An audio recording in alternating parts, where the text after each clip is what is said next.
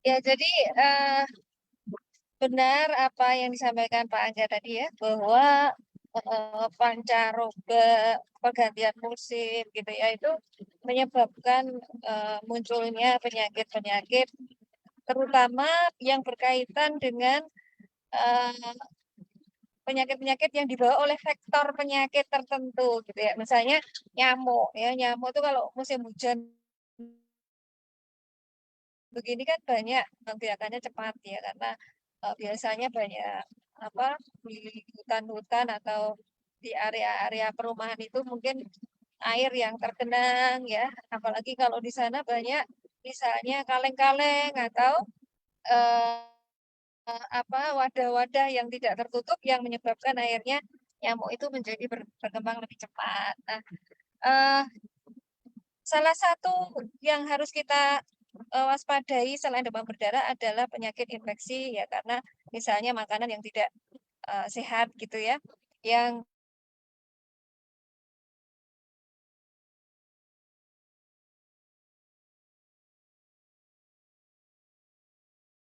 ya sehingga ada kalanya itu dijadikan diagnosis banding gitu.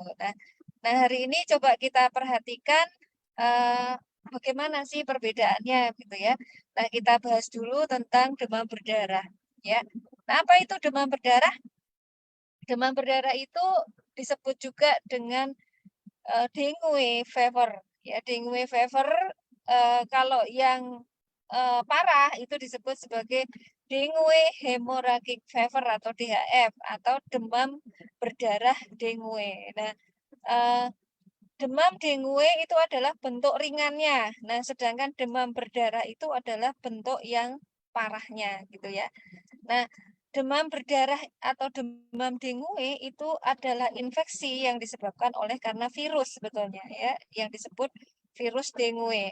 Nah, virus ini ada dalam eh, nyamuk, perut nyamuk betina terutama yang terinfeksi oleh virus itu ya. Tidak semua dari nyamuk sebetulnya membawa virus. Nah, diketahui bahwa nyamuk-nyamuk yang membawa virus itu adalah nyamuk yang mengalami perubahan mikrobiom di ususnya gitu ya. Jadi seperti halnya manusia, manusia bisa mengalami perubahan mikrobiom yang disebut dysbiosis. Nah, demikian juga pada tubuh nyamuk bisa terjadi perubahan dysbiosis pada ususnya sehingga nyamuk ini terinfeksi oleh virus. Nah, ketika nyamuk betina itu menggigit manusia, maka virus yang ada dalam perut dari nyamuk itu bisa masuk ke dalam air liur dan akhirnya bisa menginfeksi manusia gitu ya. Nah, nyamuk Aedes aegypti ini sebetulnya hidup di apa daerah yang beriklim tropis ya. Jadi semua daerah yang beriklim tropis dan suhunya lembab. Nah, dahulu penyakit ini disebut juga breakbone fever atau bone break fever atau demam sendi karena gejalanya itu menyebabkan penderitanya mengalami nyeri hebat seakan-akan tulangnya itu mau patah gitu ya. Nah, jadi ada demam, ada nyeri gitu ya. Jadi sakit kepala, terus ada ruam-ruam ya, kulit kemerahan yang tampak seperti penyakit campak dan mungkin diikuti oleh gejala-gejala yang parah ya seperti perdarahan ya, nyeri sendi dan lain-lain.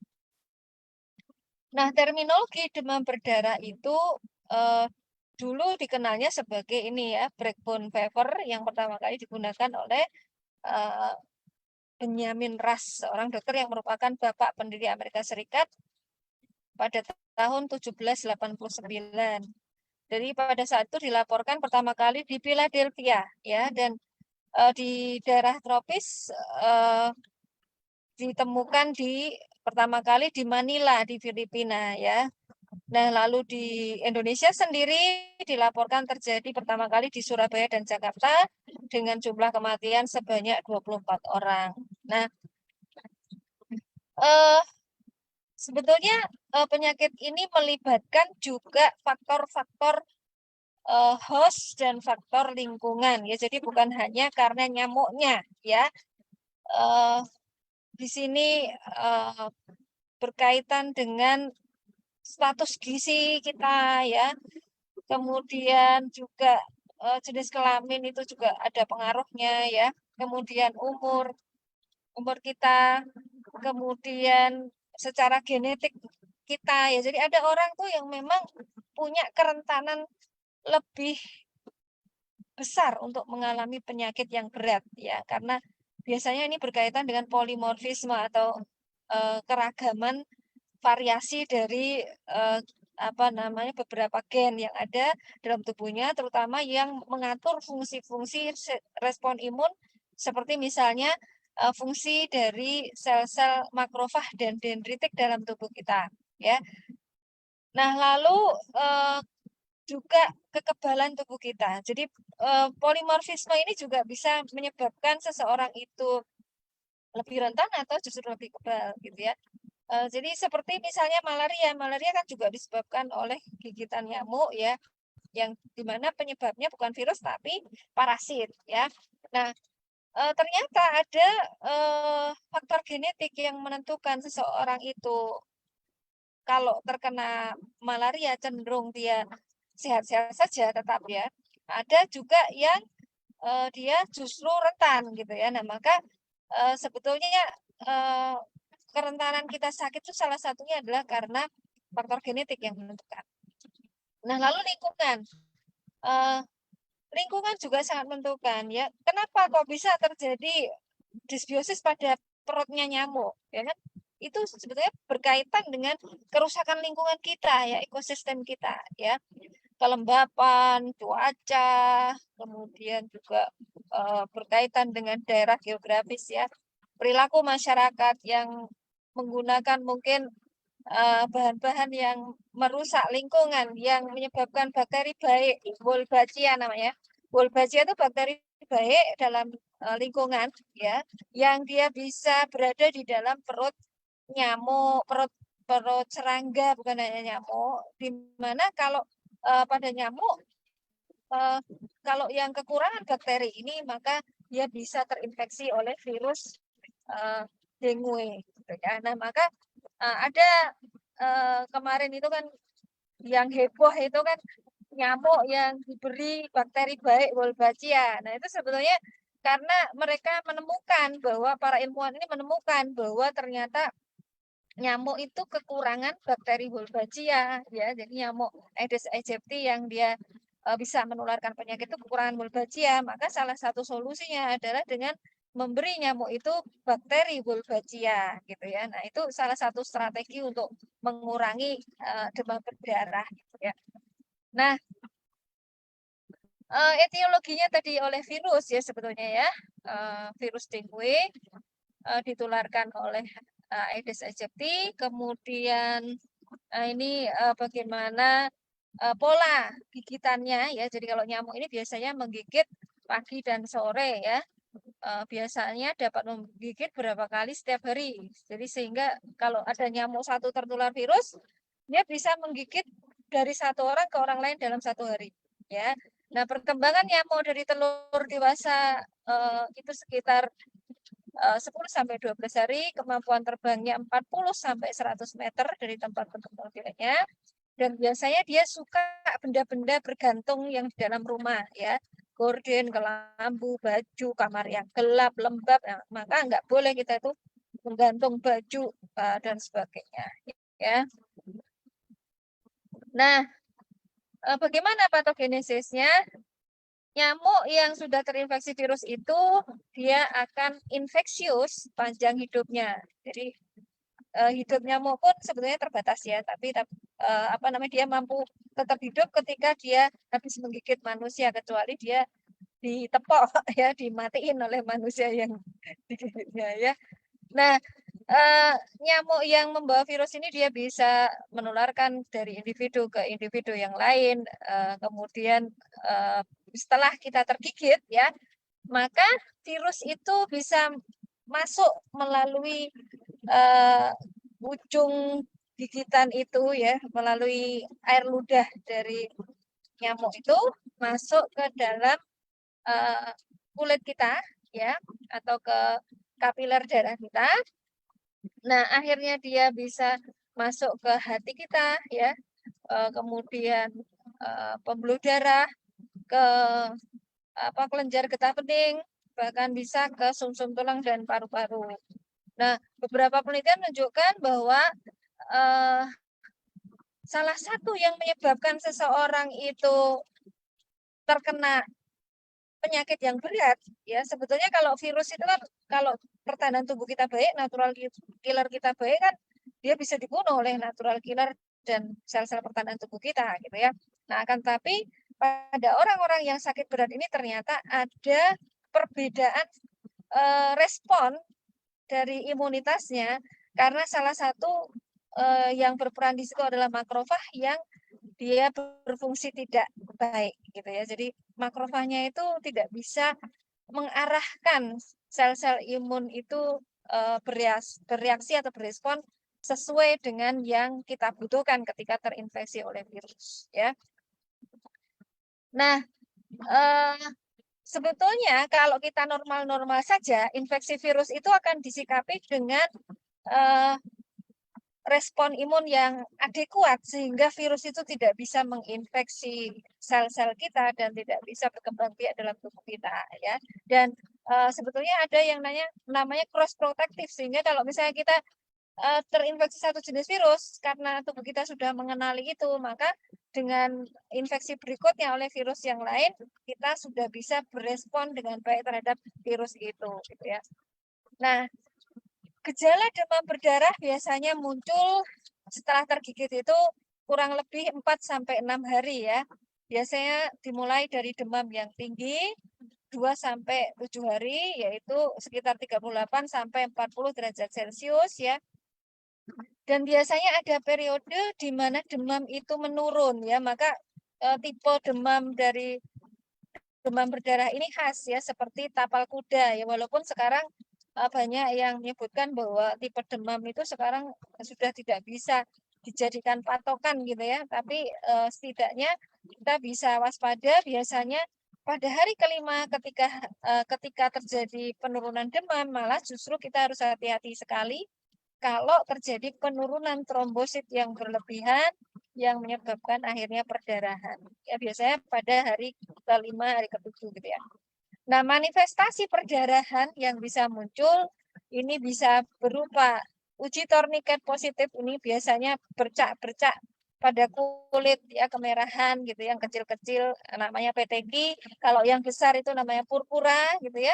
Atau bisa terjadi perdarahan pada mata ya, perdarahan hidung ya, kemudian yang parah perdarahan pada saluran cerna yang menyebabkan akhirnya BAB-nya menjadi berwarna hitam atau yang disebut melena. Nah, lalu kalau sudah terjadi kegagalan fungsi organ, karena ini targetnya hati, terutama terjadi pembesaran hati ya, hepatomegali ya. Nah, kalau terjadi kebocoran plasma karena perdarahan, lalu ada badai sitokin gitu ya, maka biasanya akan terjadi tanda-tanda shock, di mana terjadi penurunan tekanan nadi ya, lalu tekanan darah ya, tekanan darahnya menjadi sangat rendah, bisa sampai, kalau tanda shock itu kalau tensinya atasnya 90, bawahnya 60 itu sudah termasuk tanda shock ya, maka jangan tunggu sampai 20 yang bawah 20 atasnya 80 ya. Jadi tanda shock itu dimulai dari tekanan darah sistoliknya 90, lalu bawah diastoliknya bawahnya 60. Nah, lalu dari penghitungan darah tepinya, darah rutinnya gitu ya, bisa terjadi trombositopeni pada hari ke-3 sampai ke-7, yaitu harus hati-hati bila trombosit itu kurang dari 100.000 per milimeter kubik, atau yang harus rawat inap, yaitu indikasinya bila kurang dari 50.000 milimeter kubik ya. Nah, selain itu terjadi yang namanya hemokonsentrasi ya, jadi meningkatnya nilai hematokrit ya. Lalu gejala yang lain biasanya nafsu makan menurun ya, lemah, mual, muntah, sakit perut, diare. Hati-hati kalau ada kejang ya, takutnya karena kejang ini bisa berkaitan dengan perdarahan pada otak ya. Dan biasanya kalau ada kejang juga sakit kepalanya itu akan sakit kepala yang sulit diredakan oleh ini obat pereda. Nah, hati-hati ketika kita memberikan penurun panas pada anak, misalnya kalau anak itu kena demam berdarah ya, atau kita kena demam berdarah ya, ada obat-obat penurun panas yang tidak boleh diberikan pada penderita demam berdarah, yaitu seperti misalnya ibuprofen dan asam salisilat ya, karena itu akan meningkatkan perdarahannya. Nah, lalu tanda-tanda mimisan itu juga harus hati-hati ya, itu menunjukkan bahwa sudah terjadi trombositopeni ya. Lalu gusi berdarah, kemudian radang sakit pada otot dan persendian, timbul bintik-bintik merah pada kulit akibat pecahnya pembuluh darah. Jadi bintik-bintik merah juga terjadi karena akibat pecahnya pembuluh darah ya. Nah, apa penyebabnya?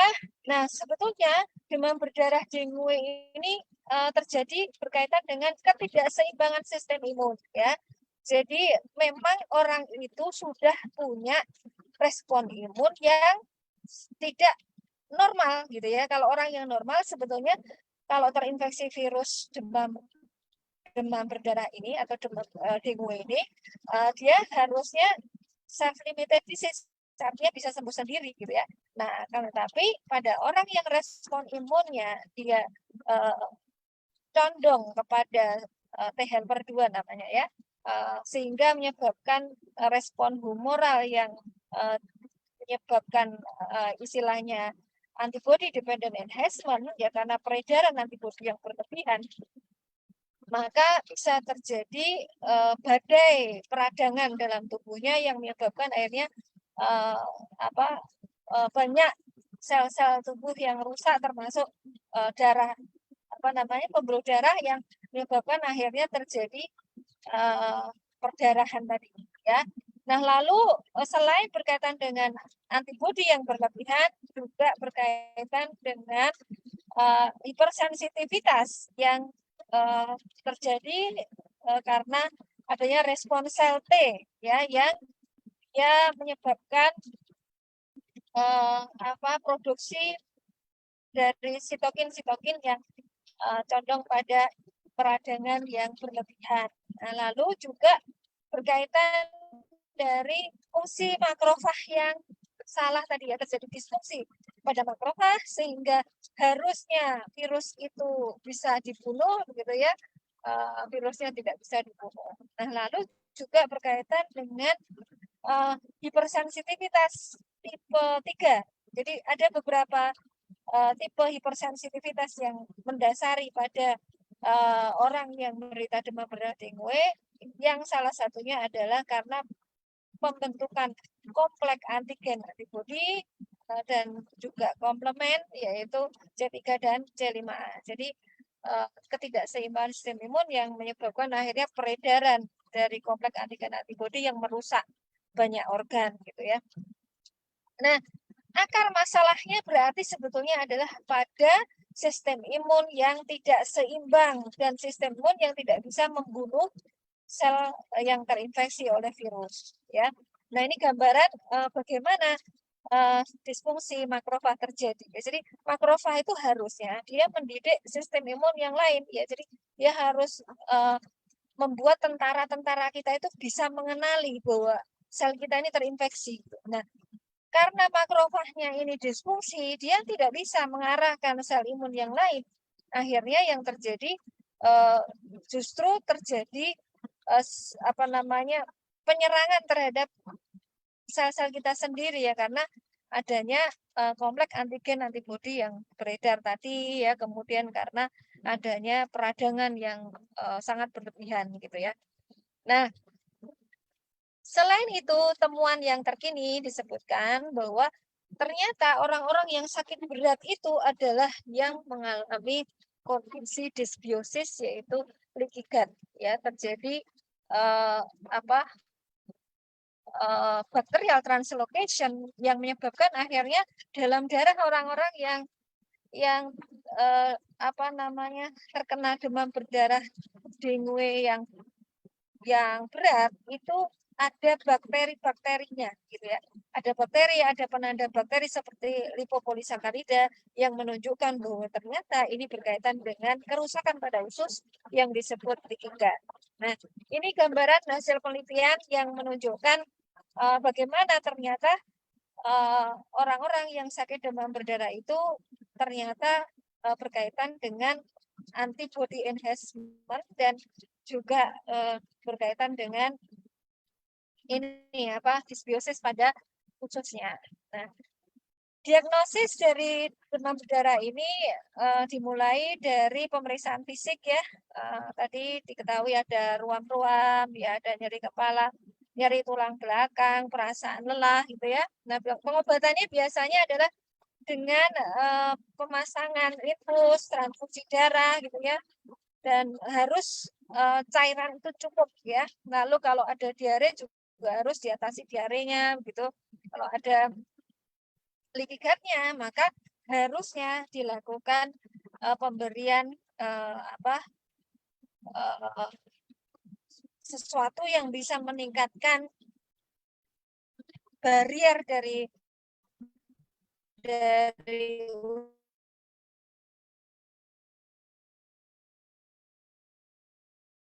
usus ya dan juga apa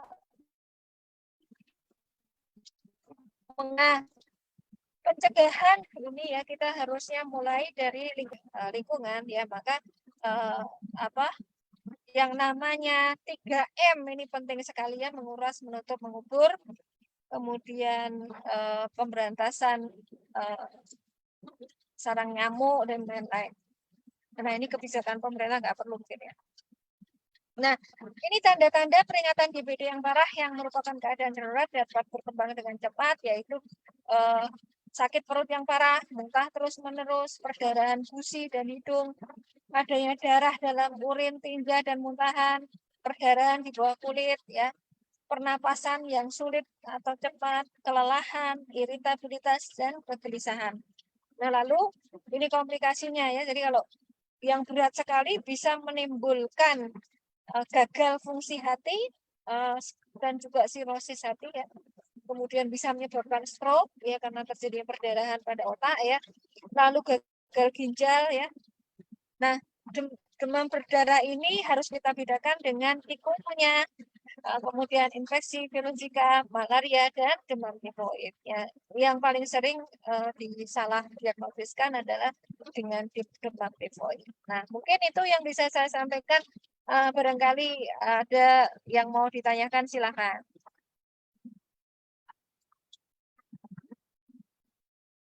Ada yang mau bertanya?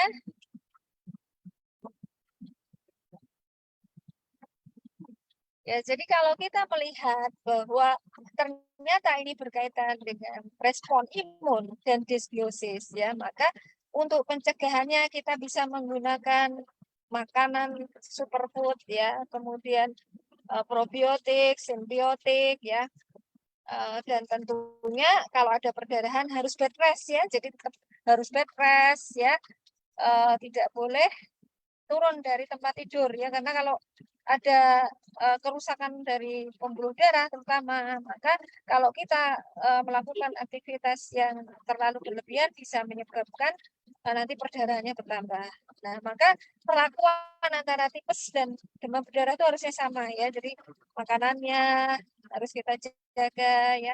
Tidak boleh yang makanan yang memberatkan kerja usus ya karena uh, tentunya itu akan menyebabkan uh, ini leaky gut-nya juga akan menjadi lebih parah ya.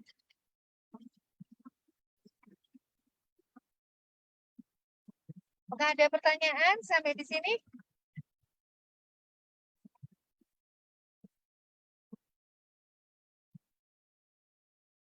Halo Pak Angga, ada pertanyaan tidak ini? Hah? Asik.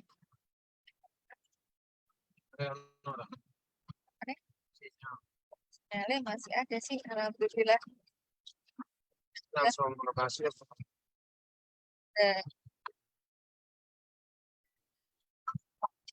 langsung lokasi nggak apa-apa ini sudah selesai pemaparan.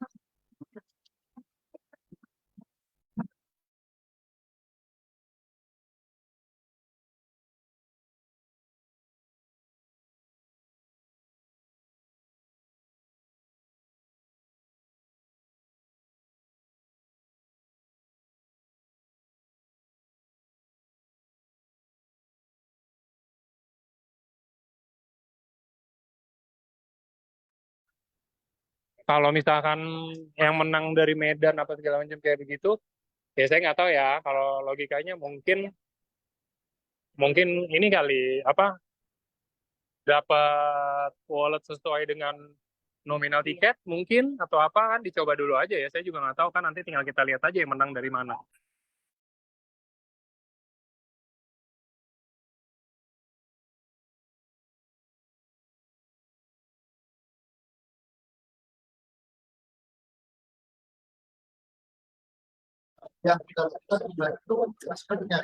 Nah, nih dokternya udah datang.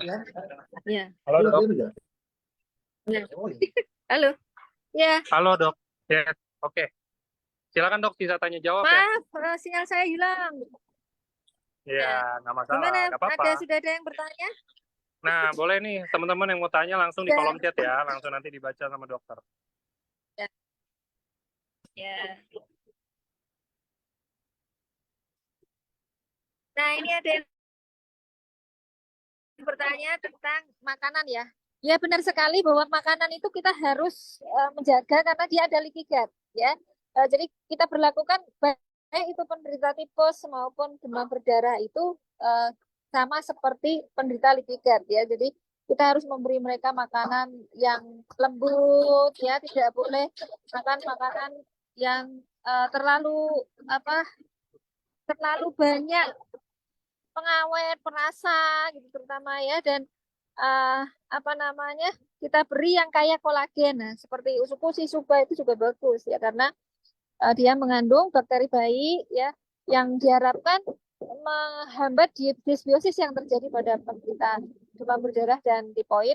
Kemudian memperkuat barier dari ususnya ya karena kan uh, ini tadi ususnya dia mengalami leaky gut gitu. Nah, dan seperti yang saya sampaikan tadi, bahwa respon imun para penderita eh, demam berdarah dan tipoid itu mereka kan condong pada respon imun yang berlebihan ke arah T helper 2 ya. Dan natural killer itu T helper 1 ya. Maka kita harapkan dengan memberikan makanan superfood ya seperti usukusi dan subarasi terjadi keseimbangan sistem imun sehingga dia eh, bergeser ke arah T helper 1 sehingga terjadi keseimbangan antara T helper 1 dan T helper 2 ya.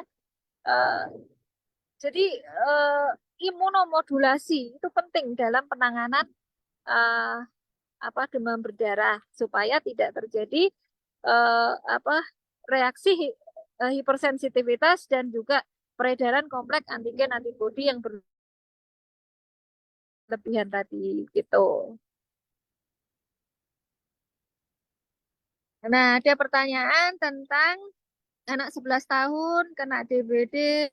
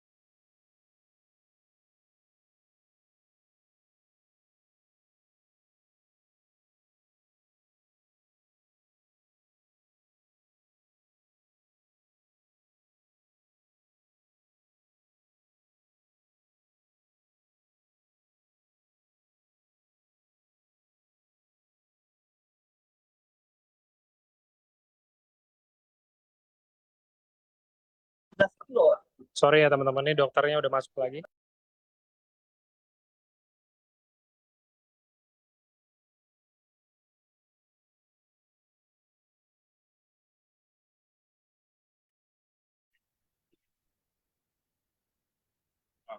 Ini kayaknya dokternya nih sangat-sangat kesulitan sinyal, teman-teman. Kalau misalkan nunggu lagi, kita nunggu lagi lah ya. Gimana kalau misalkan kita nunggu 5 menit, kalau misalkan nanti emang udah oke, baru kita lanjut. Kalau enggak, kita rapel di minggu depan gimana? Saya voting aja nih, rapel minggu depan. Jadi minggu depan kita dokter Susi lagi, ada pertanyaan-pertanyaan tentang topik ini, dan sama topik baru gimana? Kalau di rapel, voting aja. Atau mau tunggu, terserah, boleh. Gimana? Ayo, voting nih. Setuju, setuju ya kan? Jadi lebih enak gitu loh maksudnya teman-teman kan kalau nggak putus-putus aman kan? Kalau kayak gini kan satu kasihan teman-teman juga udah nulis panjang-panjang mungkin pertanyaan dokternya baru masuk udah hilang ya kan? Nulis ulang lagi ya kan? Oke setuju. Bagaimana baiknya mantap. Terima kasih emang member-member kalau hari Sabtu ini emang semuanya bijak-bijak nih. Harus saya info Niko nih. Nick, reward dong buat yang sering ikut Sabtu nih. Kayak bijak-bijak banget nih.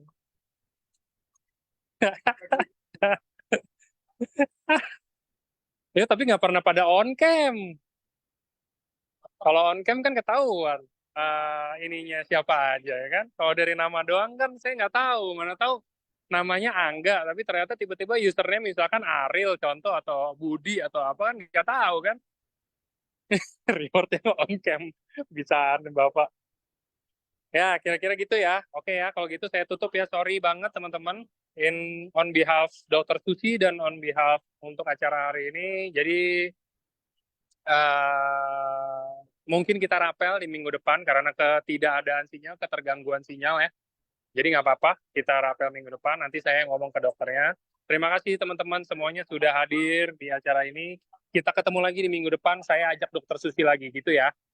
Udah deal ya. Terima kasih semuanya. Selamat sore.